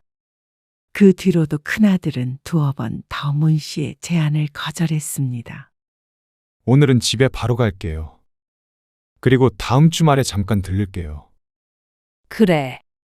아들은 평일에는 문 씨의 집에 오지 않게 됐습니다. 주말에도 매주 오는 건 아니었고 가끔씩 며느리가 약속이 있을 때나 문 씨의 집에 왔습니다. 그런 아들에게 조금 섭섭했습니다. 그러던 어느 날 문 씨가 크게 아파서 입원한 일이 있었습니다. 이틀 입원하고 퇴원하긴 했지만 여전히 몸이 좋지 않았습니다. 왜 자꾸 기침이 나오는지 모르겠네. 가슴팍도 아프고. 병원에서는 괜찮다고 했잖아요. 그러니까 말이야. 돌파리 같아. 문 씨는 말끝마다 작게 콜록콜록 거렸습니다. 그러자 문 씨의 상태를 보러 온 큰아들이 근심 어린 표정을 지었습니다. 주말에 용주도 올라오기로 했어요. 바쁜 애를 뭐하러 불렀어. 그래도 엄마 편찮으신데 와봐야죠. 작은 아들까지 온다기에 마음이 불편했습니다. 괜히 늙은 엄마 때문에 자식들이 고생하는 것 같았습니다. 하지만 한편으로는 뿌듯하기도 했습니다. 아프다는 소식에 이렇게 달려오는 아들이 있다는 게 얼마나 다행인지 몰랐죠. 아이고, 미안하다. 신혼인데 괜히 오게 해서. 아니에요. 주란이도 많이 걱정해요. 그래도 시엄마 아프다는데 며느리가 못 가게 하지는 않는가 보다 생각했습니다. 그렇게 발길이 뜸해졌던 큰아들이 다시 문 씨의 집에 드나들게 되었습니다. 전화해서 조금 아픈 얘기를 하면 퇴근 후에 잠깐이라도 들러서 문 씨를 보고 갔습니다. 이럴 땐 아픈 것도 나쁘지 않다는 철없는 생각이 들기도 했습니다. 그리고 이틀 뒤에도 아들은 또 문 씨의 집으로 퇴근을 했습니다. 이렇게 자주 와도 되냐? 문 씨의 소심한 질문에 아들이 잠시 뜸을 들이더니 대답했습니다. 주란이한테 말하고 왔어요. 그래, 내가 며느리 하나는 잘 봤네. 아니, 오늘따라 몸도 더 안 좋은 것 같고. 밥이 잘 안 넘어가잖아. 아침도 2숟갈 먹었어. 왜 그렇게 식사를 못 하세요? 그러게나 말이야. 죽은 네 아빠가 생각이 나는지. 그러자 아들은 또 말이 없어졌습니다. 그리고 9시쯤 아들이 돌아가자 문 씨는 또 웃음을 잃었습니다. 이럴 때는 아들 내외와 함께 살았으면 하는 마음도 들었습니다. 자식들 독립하고는 밥 신경 안 써도 되겠다 싶어서 좋았던 적도 있었는데 사람 마음이 참 간사했죠. 그리고 그 주 토요일이 됐을 때였습니다. 집이니? 아니요. 오늘 출근했어요. 토요일에도 출근해? 할 일이 있어서 오전에만 잠깐 근무해요. 아이고, 밥은 챙겨 먹었고? 벌써 점심시간인데. 아니요. 이따가 퇴근하고 집에서 먹으려고요. 퇴근할 때까지 어떻게 기다려? 그러지 말고 집에 잠깐 들려. 아니에요. 그냥 바로 갈게요. 들려. 밥만 한술 먹고 가. 집에 가도 먹을 거 없잖아. 주란이 있는데요, 뭘. 아이고, 잠깐 오면 되잖아. 나도 점심 거르려고 했는데 마침 잘 됐다. 너 오면 같이 먹어야겠다. 그 말에 아들은 한숨을 쉬었습니다. 아, 오기 싫으니. 그렇게 묻자 아들은 아니라면서 퇴근 후에 문 씨의 집으로 오겠다고 했습니다. 문 씨는 들뜬 마음으로 전화를 끊었습니다. 없던 입맛이 싹 도는 기분이었습니다. 그렇게 오후 2시가 가까워지자 아들이 집으로 왔습니다. 내가 너 귀찮게 하려고 하는 게 아니라 그런 생각 안 했어요. 주말에도 출근해서 일하는 거 보니까 안쓰러워서 그러지. 집에 가면 밥도 제대로 못 얻어먹는다는데 못 얻어먹는 게 아니라 그냥 간단하게 먹는 거예요. 나는 네 아빠 직장 다닐 때 밥은 한 끼도 거르게 한 적 없어. 저는 제가 안 먹는 거예요. 그리고 맞벌이 하는데 어떻게 주란이가 매번 제 식사를 챙겨요. 그래도 결혼을 했으면 남편 밥은 굶기지 말아야지. 그렇게 따지면 저도 주란이 밥 안 챙겨주는데 똑같죠. 여자랑 남자랑 같니? 그러자 아들이 한숨을 쉬며 며느리 편을 들었습니다. 주란이 저한테 정말 잘해요. 밥은 제가 안 먹는 거고요. 그래도 내 아들 굶긴다는데 누가 좋아해? 엄마, 지금도 주말인데 주란이 혼자 집안일하고 밥도 혼자 차려서 먹고 있어요. 아들이 울적한 말투로 대답했습니다. 그 말이 어쩐지 문 씨를 탓하는 것만 같아서 가슴이 뜨거워졌습니다. 그러냐? 그렇게 혼자 밥 먹는 마누라 걱정되면 뭐하러 왔어? 엄마, 나는 혼자 먹어도 되니까 얼른 집에 들어가 봐라. 네 마누라 울고 있겠다. 아들이 한숨을 쉬었고 그 소리에 더 기분이 상한 문 씨는 먹던 밥그릇을 빠르게 정리했습니다. 입맛이 뚝 떨어져서 더 이상 먹고 싶지 않았습니다. 아들은 천천히 자리에서 일어났습니다. 그러더니 이만 가보겠다고 하고 나갔습니다. 그 뒷모습이 참 야속했습니다. 마음 상한 부모보다도 집에서 기다리는 아내가 더 걱정되는 모양이었습니다. 이렇게 아들이 내 자식이 아닌 며느리의 배우자가 되어버린 건가 싶었습니다. 둘째 아들이 결혼했을 때는 못 느꼈던 서러움이었습니다. 의지를 많이 했기에 배신감이 더 클 수밖에 없었습니다. 이제는 두 아들 모두 떠나가고 문 씨의 곁에는 아무도 없는 것 같았습니다.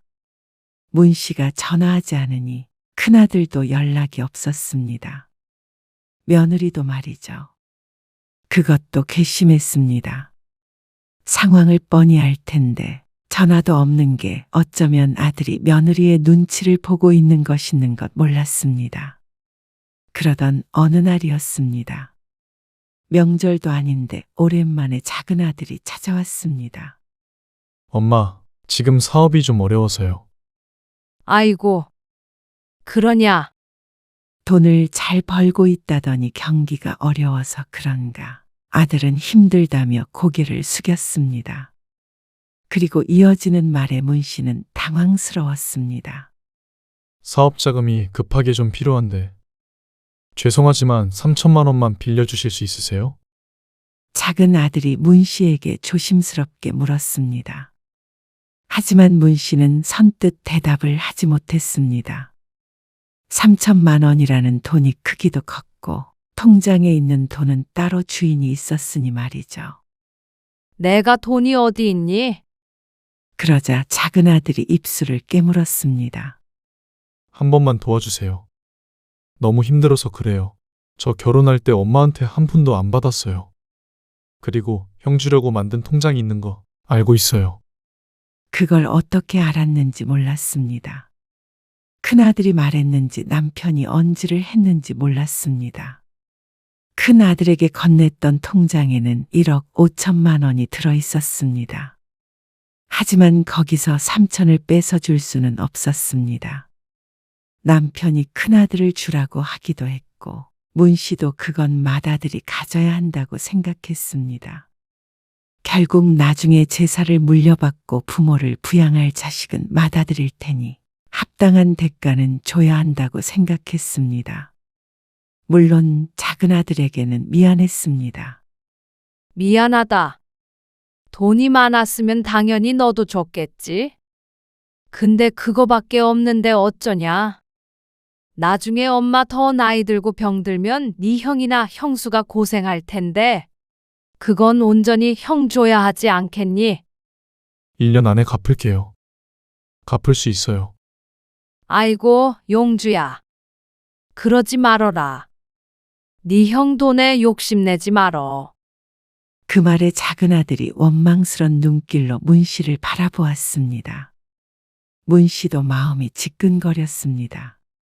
작은 아들은 잠시 말없이 앉아 있다가 조용히 돌아갔습니다.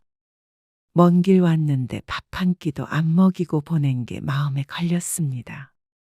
그런데 얼마 뒤에 큰아들에게서 연락이 오는 바람에 작은 아들 일은 잊었습니다. 큰 며느리가 임신을 한 것이었습니다. 아이고, 경사다 경사야. 서운하던 마음이 눈 녹듯 사라졌습니다. 부모가 마음을 좀 더 넓게 가져야 하지 않겠나 싶었습니다. 그래서 문 씨는 며느리에게 오랜만에 전화를 했습니다. 주라나, 네가 좀 너그럽게 생각해줘라. 자식밖에 안 남은 늙은이 언제 남편 따라갈지 모르는데 부모 욕심에 아들 얼굴 좀 더 보고 가고 싶어서 그런 거니까. 이해해줘. 그런다고 내가 너 보고 오라고 그러진 않잖니. 며느리는 별다른 말 없이 네 하는 대답만 반복했습니다. 어쩐지 성의가 없는 대꾸의 마음이 상할 만도 했지만 그래도 손주가 생긴다는 사실에 기뻐 참아 넘겼습니다. 용서가, 오늘 시간 되냐? 내가 오늘 나갔다가 예쁜 애기 저고리가 있어서 사왔는데 이것도 가지고 가고 밥도 먹고 가. 아, 오늘 결혼기념일이라서요. 아, 그러냐? 네. 다음에 들를게요. 그래라. 그럼. 전화를 끊자 신이 났던 기분이 급격히 가라앉았습니다. 문씨만 들떠 있었던 것 같았습니다. 선물을 주겠다고 해도 전혀 좋아하는 것 같지 않은 아들의 반응에 문씨의 기분이 상했습니다. 그리고 그날 저녁 혼자 저녁을 먹다가 단단히 체하는 바람에 아들에게 다시 전화를 걸 수밖에 없었습니다. 아들이 구급차를 불렀고 근처 병원으로 급히 왔습니다. 어쩌다가 이러셨어요? 어디서 오는 길인지는 몰라도 무척 말끔한 차림을 한 채로 아들 내외가 같이 왔습니다. 가슴이 답답한 상태로 밥을 먹어서 그런가 모르겠다. 가슴이 왜 답답하셨는데요? 그걸 내가 아냐? 이래서 늙으면 죽어야 되나 보다. 괜히 자식만 고생시키네. 아들이 한숨을 쉬었습니다. 아들은 결혼기념일에 며느리와 근처로 놀러를 갔다가 급히 돌아왔다고 했습니다. 이번에도 아들 내외를 방해했나 보다 싶었습니다. 아이고, 미안하다. 문 씨가 며느리에게 말하자 며느리가 고개를 저었습니다. 아니에요. 어머님 건강이 우선이죠. 하지만 본심은 그게 아니었는지 그 말을 하는 며느리의 표정이 무척 좋지 않았습니다. 아무래도 둘의 시간을 방해한 시모가 미운 모양이었습니다. 수액을 한 대 맞고 무 씨는 퇴원했습니다. 아들은 문 씨를 집에 내려주고 잠시 있다가 집으로 돌아갔습니다. 아들 내외가 돌아가자 또다시 울적했습니다. 아플 때 혼자인 것만큼 서러운 게 없는 법이었습니다. 차라리 같이 살았으면 나았을까 하는 생각이 들었습니다. 그리고 3일쯤 지났을 때 문 씨는 아들을 불러 슬쩍 의중을 떠보았습니다. 아들이 그럴 마음이 있는지 궁금했습니다. 그런데 같이 살자고 한 것도 아닌데 아들이 갑자기 화를 냈습니다. 밥 먹던 숟가락까지 내려놓고서 말이죠. 엄마, 제발 그만 좀 하세요. 뭐가? 어리둥절해하는 문 씨에게 아들이 말했습니다. 지금 주란이 입덧 때문에 밥도 제대로 못 먹어요. 그런데 혼자 놔두고 와서 엄마랑 같이 밥 먹고 있잖아요. 저도 주란이한테 미안해 죽겠어요. 언제까지 이러실 거예요? 그리고 같이 어떻게 살아요? 저희도 저희 인생이 있잖아요. 그 말에 문 씨는 크게 충격을 받았습니다. 언제 그 인생을 포기하라고 했나 싶었습니다. 그냥 아들 곁에서 살고 싶다는데 그게 이런 말까지 들을 말인가 억울했습니다. 꼭 이렇게 하셔야겠어요? 아빠 돌아가시고 상심이 크신 거 아니까 저도 최대한 엄마 맞춰드리려고 노력했잖아요. 근데 자꾸만 집에도 제대로 못 가게 만드시면 어떡해요? 그러니까 차라리 합치면 괜찮을 거 아냐. 그러면 저 피말라서 못 살아요. 뭐? 뭐든 저랑 같이 하고 싶어 하는 엄마 때문에 숨 막힌다고요. 용서가. 이제는 안 올게요. 문 씨는 하늘이 무너지는 것 같았습니다. 아들이 돌아가는데 붙잡지도 못했습니다. 그렇게 30분쯤 주저앉아 있었을까. 벼락 같은 생각이 들어 전화기를 들어 며느리에게 전화를 했습니다. 도저히 가만히 있을 수가 없었습니다. 나다. 내가 너한테서 남편을 뺏어가기라도 했냐? 뭘 했냐? 네? 용석이한테 엄마 그만 찾아가라고 그랬냐? 아니요, 그런 적 없어요. 만나면 죽상을 하고 있고 내 아들 밥도 안 차려주고 혼자 된 부모 찾아오는 아들한테 눈치나 주고 말이야. 꼭 그래야만 했냐? 며느리는 잠시 대답이 없었습니다. 그런데 처음에는 아니라고 하던 며느리가 이내 속마음을 쏟아냈습니다. 어머님, 결혼했으면 독립된 가정이잖아요. 이만 아들 좀 놓아주세요. 놓아달라니? 너네가 왜 그렇게 매정하냐? 자식이 부모를 외면해야 네 속이 풀리겠냐? 부모 외면하는 남자가 마누라한테 잘할 거라고 생각하니? 내 아들 인성 바르게 키워준 걸 고맙게 생각하지는 못하고 어떻게 부모 자식 사이를 갈라놔? 맘 곱게 써라. 같이 오지는 못할 망정. 남편 혼자 보내면서 놓아주라 마라 해. 어머님, 용석 씨도 할 만큼 했어요. 저도 참을 만큼 참았고요. 뭐? 참아? 어머님 몸 안 좋으셔서 저 산부인과도 혼자 다녔고요. 일주일에 절반은 밥 혼자 먹어요. 남편 얼굴도 까먹을 지경이에요. 너라면 친정엄마가 아픈데 안 들여다볼래? 저라면 가정을 내팽개치지는 않아요.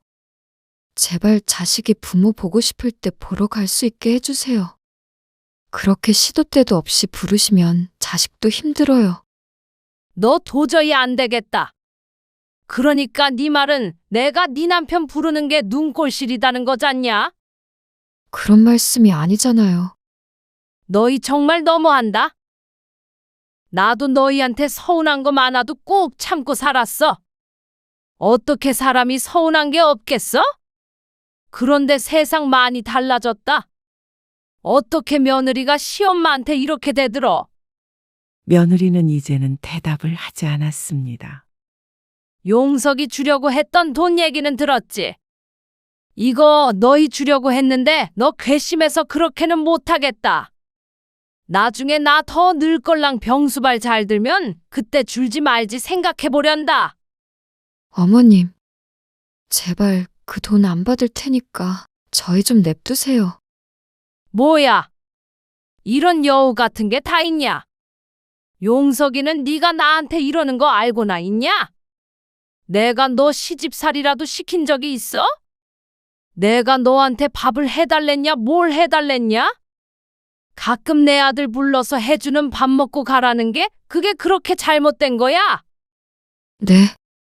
밥 정도는 저희가 알아서 먹게 해주세요. 어떻게 이렇게 내 아들을 뺏어가냐? 어떻게 이렇게 이간질을 해? 나중에 애 낳고 애 봐달라고나 하지 말어라. 네, 제가 돌볼 테니까 걱정 마세요. 며느리와의 통화는 끝이었지만 문 씨는 뒷목을 잡아야 했습니다.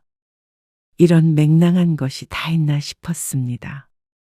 그동안 전화도 제대로 안 하고 살갑게 굴지 않아도 그러려니 했습니다. 내 아들만 잘하면 됐지 생각했죠. 그런데 이런 본성을 숨기고 있는 줄은 몰랐습니다. 문 씨는 통장에 있는 돈을 다 써버리자 싶었습니다. 아들에게는 한 푼도 줄 생각이 없어졌습니다. 그래서 그 길로 집 가구도 바꾸고 모임 친구들과 해외여행도 예약해버렸습니다. 순식간에 큰 돈이 사라졌습니다. 그리고 그날 이후로도 돈 쓸 궁리만 하며 지냈습니다. 용주야, 너 돈 필요하다고 그랬지? 3천만 원 빌려주마. 작은 아들에게도 전화를 걸었습니다.